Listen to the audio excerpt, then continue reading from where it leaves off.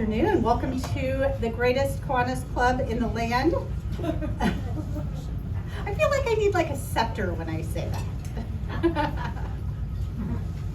We'll start. I'd like to invite Greg Silver up to do today's invocation and lead us in the Pledge of Allegiance.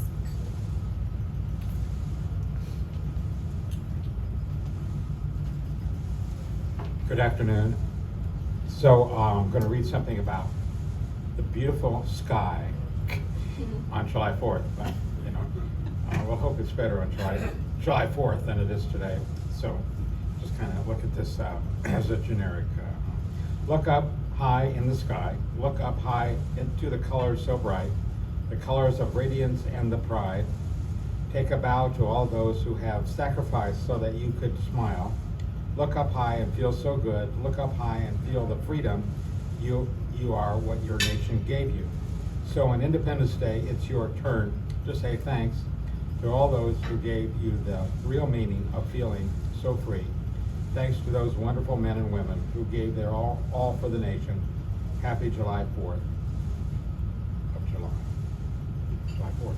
So I pledge allegiance to the flag of the United States of America and to the republic for which it stands, one nation under God, indivisible, with liberty and justice for all. Please be seated. It's like the most powerful command. I feel like I'm in some kind of... Do we have any guests with us today? I think just Kiwanians. Awesome. Always feel free to invite guests if you think they would enjoy our speakers or our fellow members, or just a reason to eat some good food at the Columbia Club. I would like to recognize a couple members who are celebrating Kiwanis anniversaries this week. 1979 club president and 1982 career award honoree Max Schumacher is marking 61 years as a Kiwanian. Former board member Chick Bourne is at 34 years. Tom Crandall, 33 years. Scott Harkness is marking 22 years. He's also served on the Abe Lincoln Committee as both a member and a sponsor. We do have the date for Abe Lincoln in first Thursday in February this year. Mark that on your calendar. Also celebrating anniversaries, Mike Renninger is 29 years, and Richard DeLeon marking 3 years with us. So if you run into any of them, please congratulate them on another lap around the Kiwanis Sun.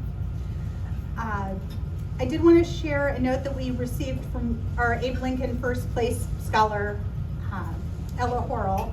I'll just read you what she wrote. I am beyond honored and grateful to have received your Abe Lincoln Kiwanis scholarships. Words cannot describe what it means to me to have this community supporting me in my pursuit of higher education. I remember my freshman year when I was looking for clubs to join. Key Club was the first one that I was 100% sure of. 3 years later, I served at my school's as my school's Key Club president. This is why I refer to that club as my baby. It was the first club that I joined and devoted myself to. Kiwanis has given me numerous opportunities to help those around me, to learn more about myself, and to grow up in high school with a supportive community. Kiwanis has positively changed my life in more ways than I can count, and I can't wait to get further involved later in my journey. I will be attending Cornell University to continue my pre-veterinary medicine education.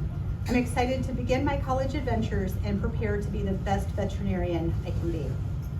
A thank you doesn't seem to even begin to cover it. I am forever grateful and will honor Kiwanis' mission and values. Thank you for your support. I love seeing those letters, hearing from our students, and it's such a good reminder of why we're doing what we do. Next week, we'll have the week off to celebrate the 4th. Hope you enjoy the time with your family and your friends. Following that, on Tuesday, July 11th at 4 p.m., we'll have the club board meeting via Zoom. If anybody would like to join, let me know. The next foundation board meeting will be Wednesday, August 11th. We'll be approving funding for projects in 2024.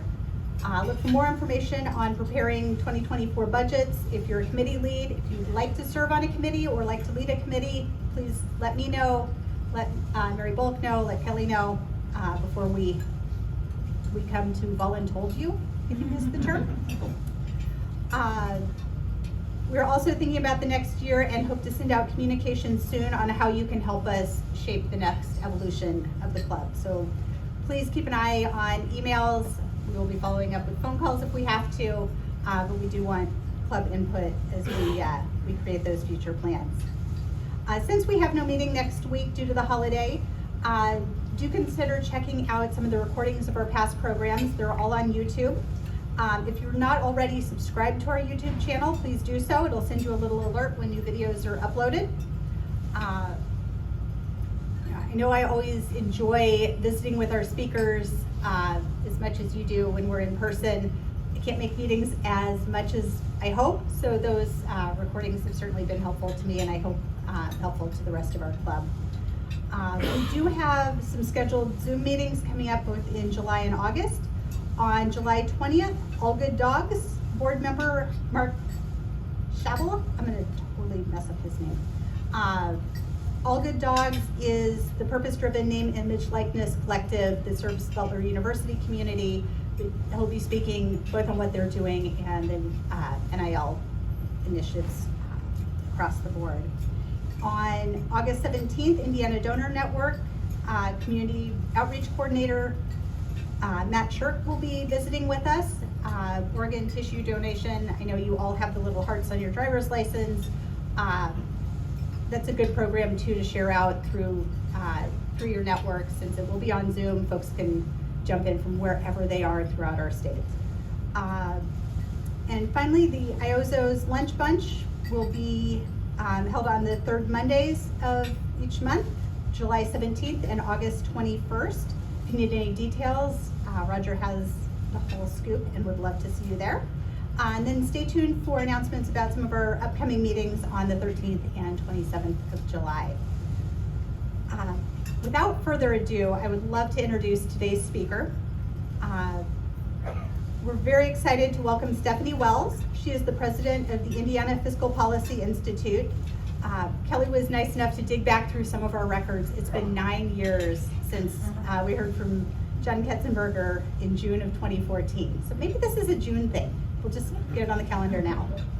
A lot has changed, a lot has stayed the same. Stephanie will catch us up on all that we've missed.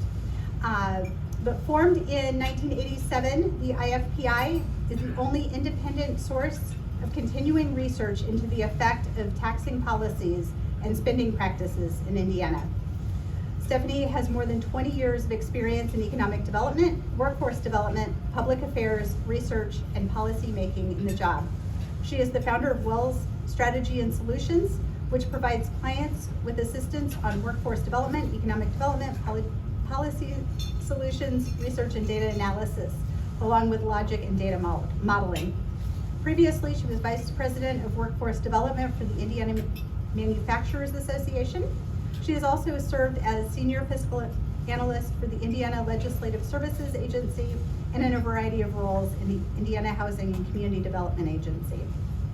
While at the Housing Agency, she oversaw the creation of the Indiana Foreclosure Prevention Network and the Hardest Hit Fund, a $220 million federal initiative to help troubled homeowners keep their homes during the worst of times during our Great Recession. Please help me give a warm Kiwanis welcome to Stephanie Wells. Trina makes me sound a little smarter than I am, perhaps. Thank you for having me.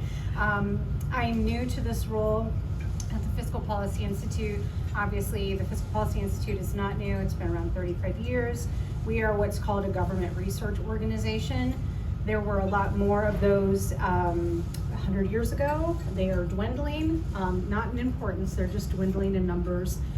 So we have great peer organizations in other states and areas throughout the country, and they've been hugely helpful to me as I look to grow and expand a little bit of what we call IFPI's offerings.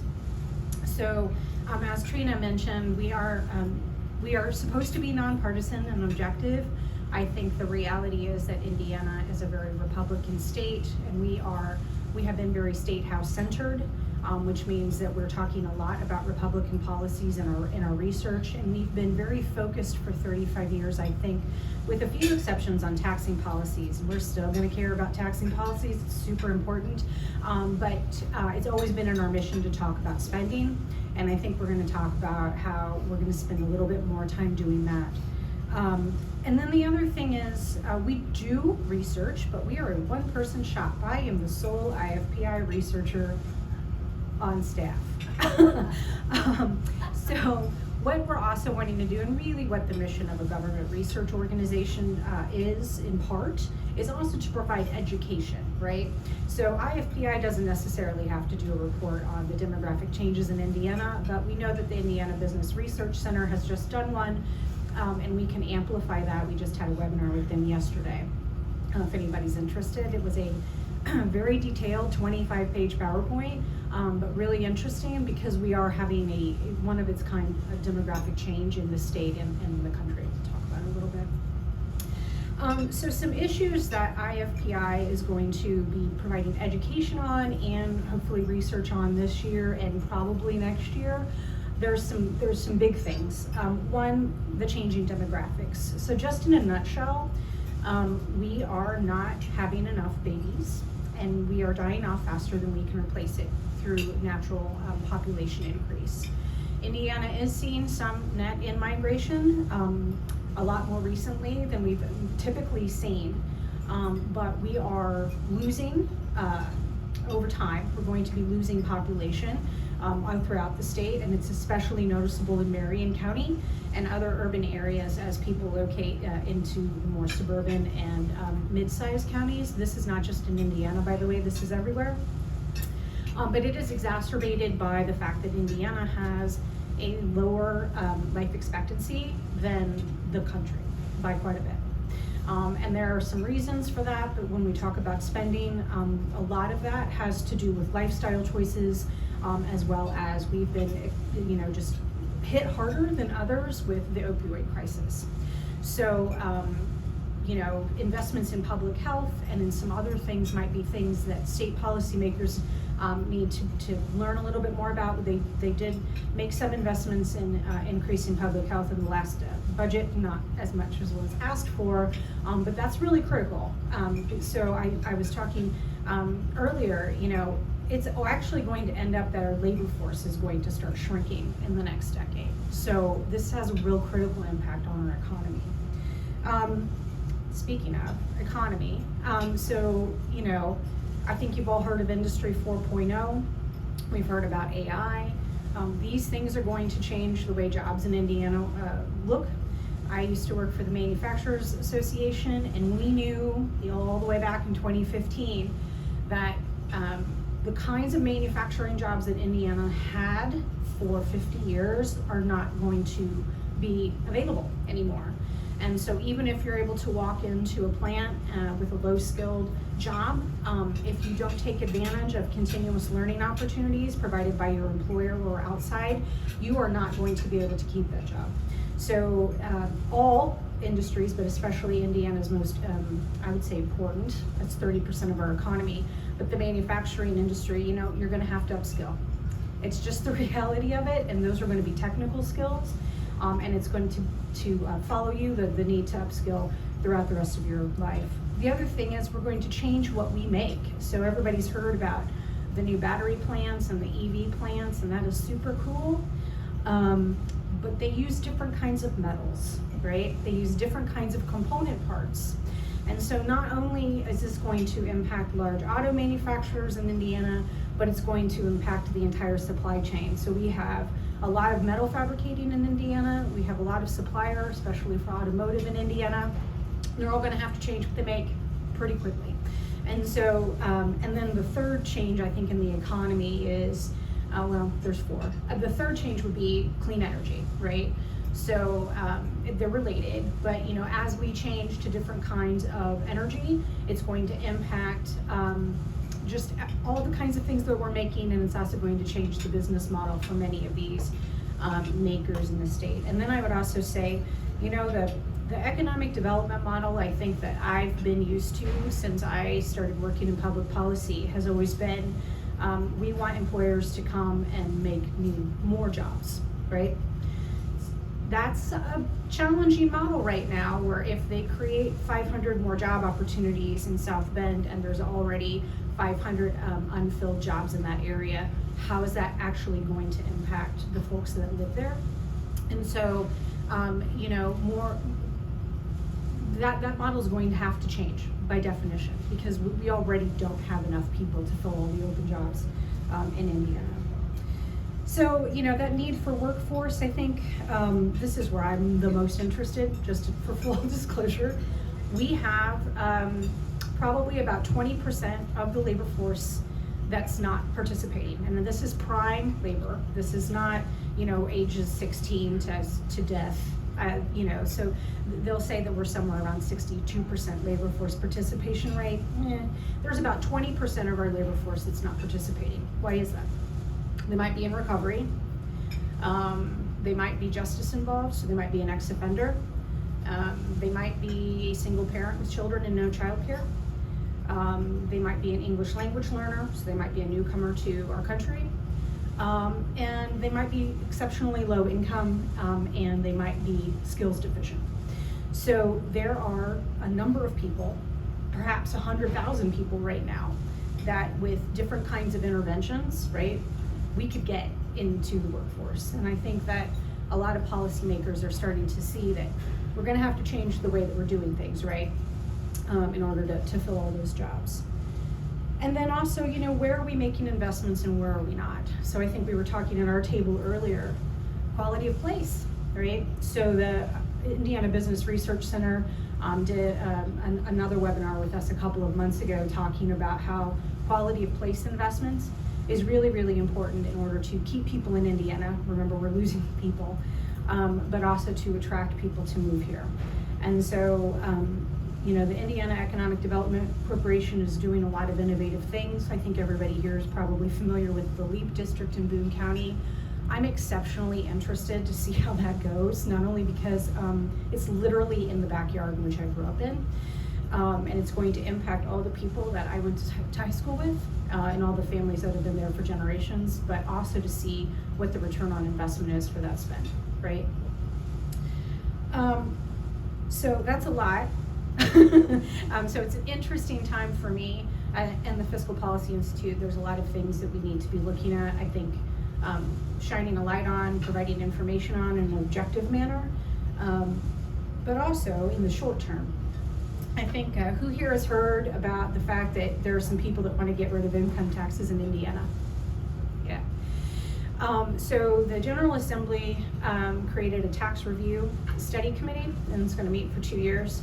It's not just looking at getting rid of income taxes, which I think has a fairly good shot of happening here, to be frank. But we're looking at all taxes. So property tax, sales tax would be the largest one. So Indiana's already very dependent on sales tax, right?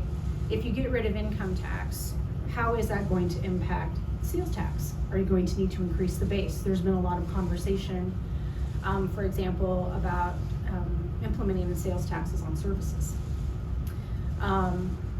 There have been conversations about changing the property tax structure. I don't know about you, but my tax bill went up a lot. Taxes assessed value went up statewide, just everywhere except for like one county, and they can't, it's a fluke. In some cases, you know, close to 20%.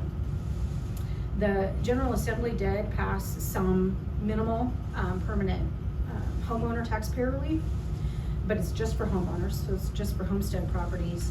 And also we think that assessed value was a bubble, right?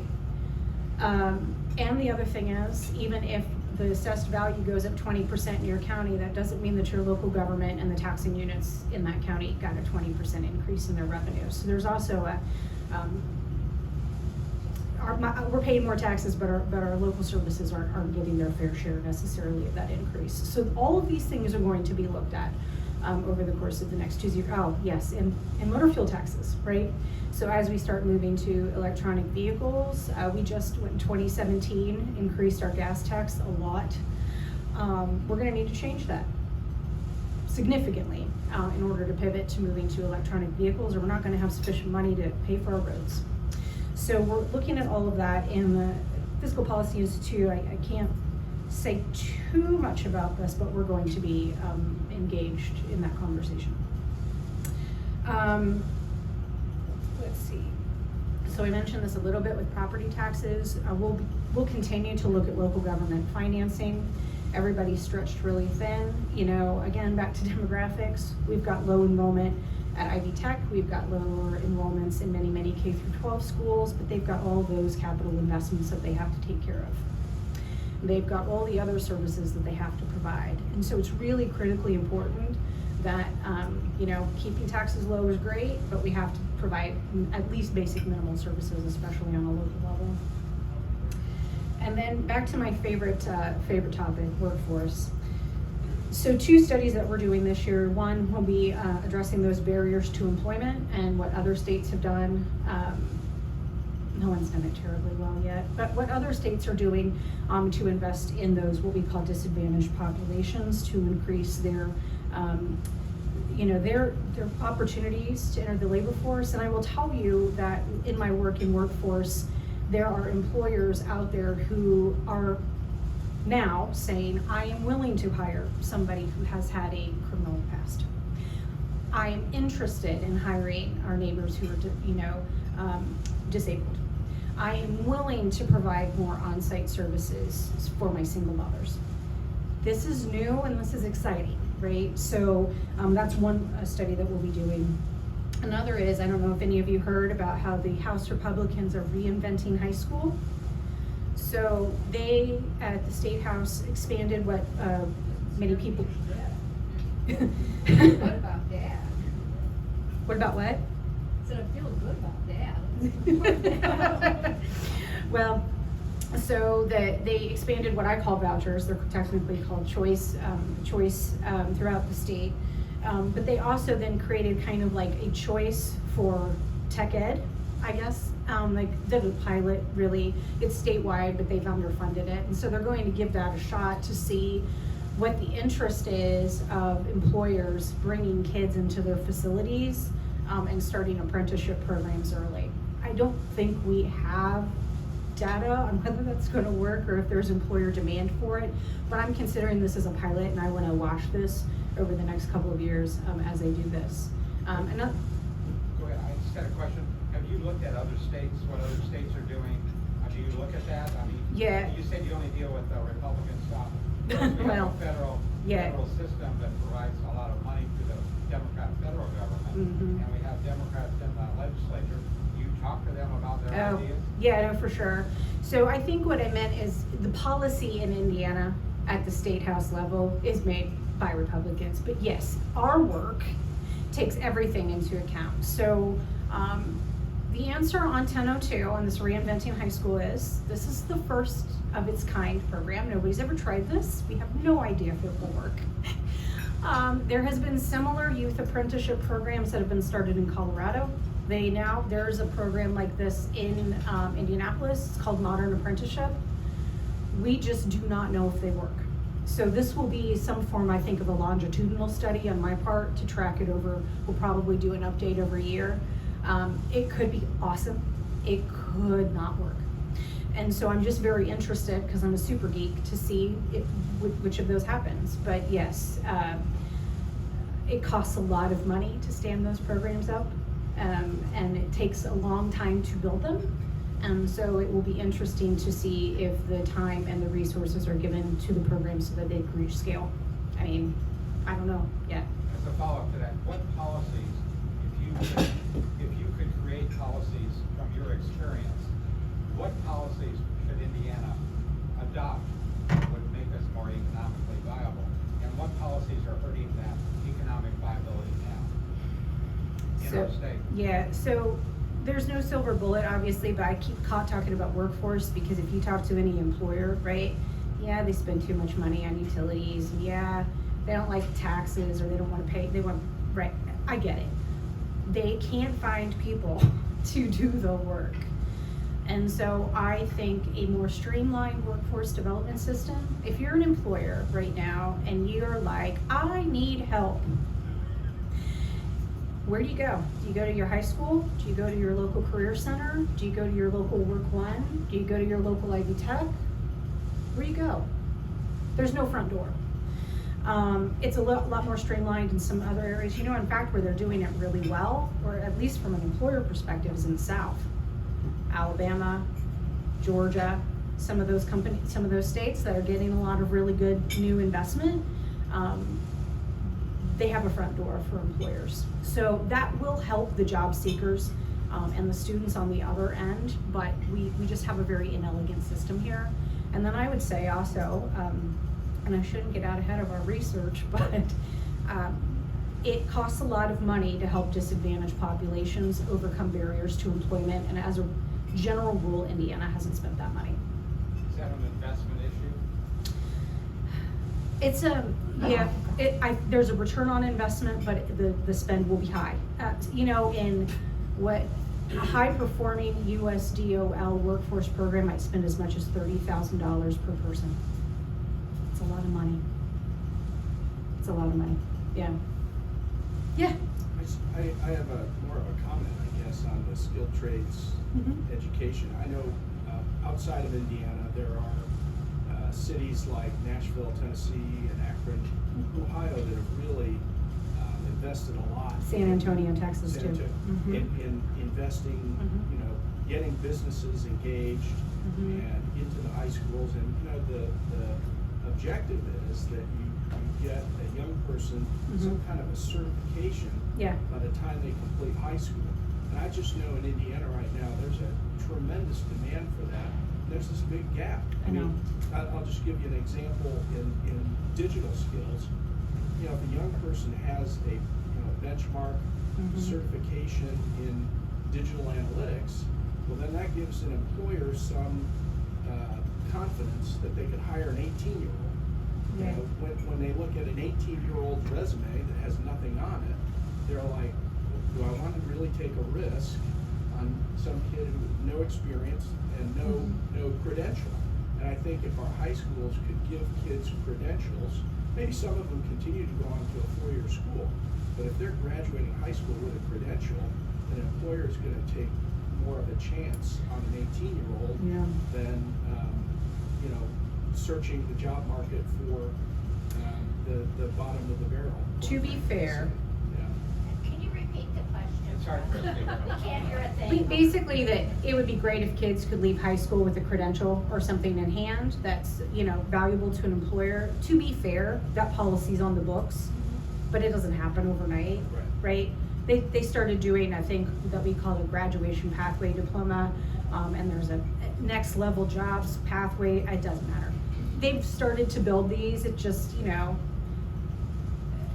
doesn't happen overnight. And also, you're asking high schools to stand up apprenticeship and credentialing programming. That's a lot, right? And So they don't move that fast. I'm being generous with them because it's not going to be that easy. But I agree. Yeah, I agree. And I could just talk about workforce stuff all afternoon if you want, but so this is a really exciting time, I think, for a policy geek like me, because there are so many moving parts. I think the tax structure in Indiana is going to change a lot. I think the economic development model is going to change a lot. I think what we make in Indiana is going to change profoundly. And I continue to think that Indiana is going to be a manufacturing powerhouse. We're going to lose a little bit because we just can't compete with those southern states right now because of workforce. But we still know how to make stuff here. We're still really well positioned geographically from the logistics supply chain. But lots of really cool things that we get to study and hopefully weigh in on in a very objective, nonpartisan way. And our hope is, and we're talking to legislators and we're talking to staff, and that's all fine and good. But what I want to do with Fiscal Policy Institute is I also want to educate local levels of government, local leaders. I don't care if just people from Switzerland County want to attend our educational events to learn more about how these public policy decisions impact their life and their communities, right? So I want to broaden the tent and provide a lot more just general purpose civic education and policy education to, you know, just really any Hoosier who's interested. Now, that being said, What percentage of Hoosiers know what you're talking about right now? none of them. No, very, very Well, few. you know, I mean, No. Besides this room. No, they No, don't. seriously, the amount of lack of communication, you have a great role to play here. I'm not sure that one party can do it. No. I'm starting from the ground zero, so everything's a big win, right? But it can't just be us, for sure. We need to start engaging, you know, just a lot more people about, during this critical time, what do we need to do as a state? Not what does just a bunch of people over in that big limestone building want to do, right? We need to all, as citizens, become a little bit more engaged in this stuff. Yeah. What has your research told you about why, I assume it's young people, why young people leave? Is it that, Can you repeat that question for me? Yeah. you know, I'll ask, why do young people leave Indiana? yeah, Yeah. because I left, Yeah. I came back because of family, Yeah. because my family was here. So we lose people when they're young adults, right? Some of them come back. There's a little bit of a boomerang effect because they come back to, you know, I think be with mom and dad and grandma and grandpa and raise their kids where they grew up. This is a little outside of where I'm comfortable at, but I'm going to say I think some of it's the social issues, and I think some of it's Yeah, we were hoping lack you of would- quality of place. We would hope you would get to it. Yeah. Is it worth mentioning in our research? Absolutely. You just can't escape it, right? Is it the physical assets of the state, natural resources? Good question again, Andrew. Is it the physical aspects of the state and the natural resources? Well, I haven't done a deep dive into this, and we tried to really get the demographer at IU to answer this question, and he was like, no. We don't have mountains and we don't have beaches. I mean, I like the dunes, but, and, you know, And we have one national park, right? That's the dunes. and it's lovely. Yeah, so we're somewhat lacking in amenities, and the cost of living is not that good in many areas of the state when you compare it to wages. And so, you know, and then I'm just positing the question. I haven't seen research on it. I haven't seen any research on it about what do the social policies that are being passed at a state level, what is the impact of that? And I haven't seen it, but I have a guess, right? Well, some of them are very recent, some are recent. Yeah, and this predates that. We've noticed quite a few of the doctors leaving, but Yeah. we'll go to that. What about the issue of Kentucky, for example, just got that very important electric battery plant. And I'm sure workers will go across the border to work Mhm. there. Is that's something, I mean, in Georgia did too. Those are something that we really, that's where you're at. I mean, the miners can work somewhere, I suppose, and that's another issue. It's an obsolete workforce. Yeah, that's absolutely right. That's absolutely right. Every time they build, I was just down in Huntsville, Alabama. I was down there twice in 1 month. I don't quite know what happened, but it's a building boom. Tons of people are moving down there. Tons of people are moving down there. And it's very conservative there too. But people are willing to move down there because it's a better job with pretty cheap housing and really great schools in the Huntsville area, right? The Huntsville schools are chef's kiss. They're wonderful. So it's complicated. I don't know that I've got a great answer. I don't know that anybody does, but yeah. Yeah. What do you see the impact of the gig economy on the young workforce? Because one thing I notice is I see young people who are very satisfied to have 3 gig jobs with what we would say is no stability. And they're very comfortable to have 3 gig jobs, but traditionally we would say no stability. Yeah. And traditional employers are not, in my opinion, are not changing maintaining their work environment enough to attract those people. They're not creating a flexible work environment. Yeah. They're not open to it. No. They don't want to acknowledge that a job can be done at home some days and in the office some days. And so I think our traditional employers are a little bit resistant to that. Do you see that? I agree with the question. Oh, yeah, about how all the young kids just want to do gig work and they don't want to be W-2 employees, basically, and the employers aren't real interested. It's so funny because just yesterday, my daughter, who's 24, and all of her friends just spent so much money going to Taylor Swift and the planning trips to Greece, and she can't go on one of the trips because she's the only W-2 employee amongst her friend group. They all work, but none of them are employed, right? They've got tons of money in their pocket, and even she thinks it's kind of funny. So yeah, that's real. There are some, and I don't want to plug any product, but there are some apps, some technology companies who are trying to create opportunities where they're the employer of record for people and they plug and play. Because sometimes these people, and it's not just the young people, sometimes it's very low income single parents who need cash quick. I'll come in and do 2 shifts, one right after the other, and then you're not gonna see me for 2 more weeks. I think that's interesting. And I think it's hard to measure too, isn't it? Because isn't it hard to get data on that? Well, not if you get it from those companies. No. But yeah, no, the workforce development system does not track those workers at all. Right. Right, yeah, yeah, A slightly different direction of a question. yeah. Wondering if you have looked at and have some thoughts about the efforts right here in Indianapolis to create that IED, or EID, let me change my acronym around, to look at a taxing district that would help provide for maintaining downtown and to help manage the homeless situation that we're experiencing specifically in downtown. What your thoughts might be about that? I have no thoughts on that, but I have lots of thoughts on homelessness. So, you know, as a general rule, the United States is moving away from the housing first model. And I worked at the Indiana Housing Authority back in the day when housing first was still sort of the best practice. So I have lots of, yeah, I'm very interested in that. It's probably not this year. I can only do so much. Yeah, and I will tell you that I feel strongly Yeah. about how, as you said, there are services we have to provide. Have to. And that means someone has to pay for them. Is this the best way to pay for them? I don't know, but it needs a stable and consistent funding model to address the issues that we need to address. Yeah, consistent is the key.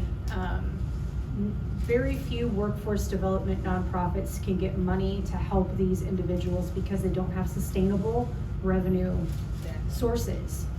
So yeah, I can help 300 people with wraparound supports this year, but if I don't get the funding, I can't help any next year.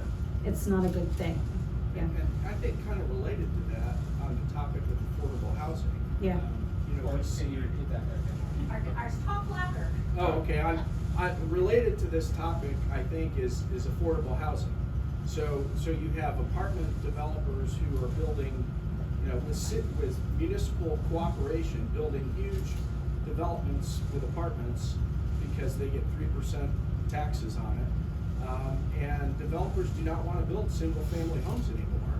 So you see an employer. They don't have to. You can see an Yeah. employer like Cook, you know, down in southern Indiana, who has a big presence up here now, and they're actually building, as I understand it, a community of single-family homes, and their employees get first dibs on the loans for those homes. I think our government needs to get more involved in affordable housing for single families somehow. Well, I don't know how that yeah, I happens. agree. So this happened before COVID, but I know there was at least discussion that the Indiana Housing and Community Development Authority was going to leverage some of their, I believe, bonding authority to partner, and I don't remember what the match was with employers. So if I'm Zimmer Biona in Warsaw, right, and I'm saying my workers don't have anywhere to live, then IHCDA would come alongside of them and say, you come up with some money and we'll come up with some money and we'll build it. And they were gonna pilot that and then the world changed. But I would be interested to talk about that because while I have a bias towards employers because they employ people, right? I like that because they need it and so they're gonna pay for part of it. Right. Yeah. So there are some creative solutions and yeah. And I also have a bias towards IHCDA because I Are used to there work any there. towns or cities in Indiana that you think are doing a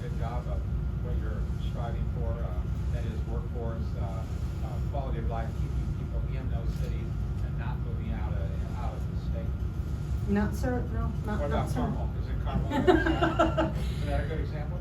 No, I guess it is a good example.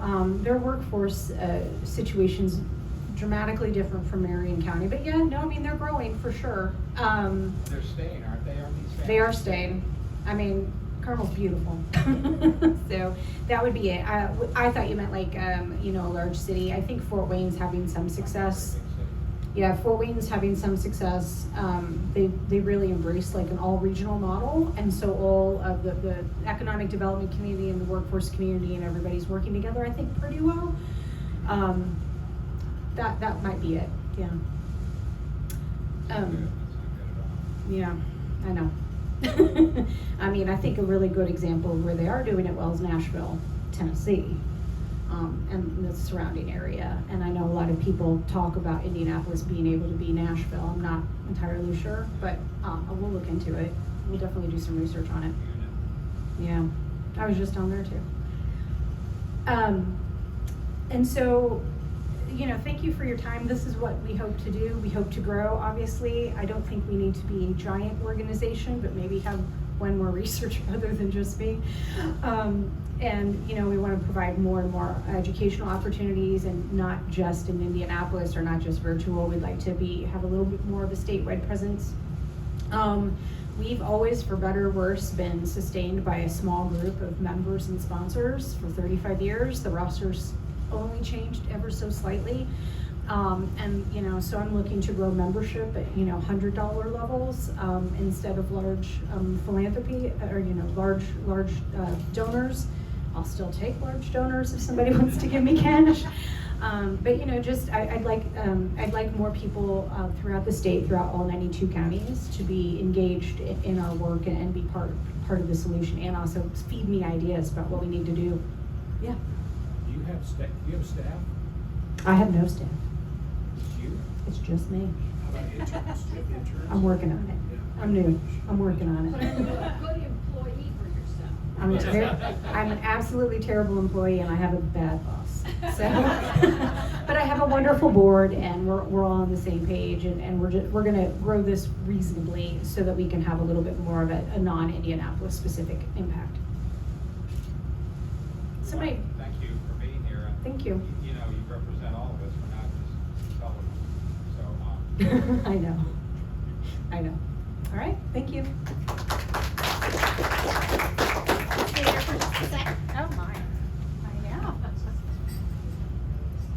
So thank you guys all for the wonderful questions and discussion. If something else comes up, feel free to stick around for a few minutes or connect with Stephanie after. Stephanie, thank you so much for sharing your time. I know, it's not counting against your PTO, right? Your boss is good? My boss is fine. In honor of you being here, we will be making a donation in your name to New Shoe Day. They're on a mission to uplift the world's well-being by providing 2,500 new pairs of shoes and creating 2,500 new shoe days for youth in central Indiana from under-resourced communities. Also working to empower them to move, play, and make friends, as kids should. So, there's a certificate as well. I believe you have a little wall space left. It's there, she stated. Yeah. I like it, you have a couch. That's true. Thank you guys again for being here. Enjoy the long weekend, enjoy the 4th of July celebration, and we will be back together in a couple of weeks. Meeting adjourned.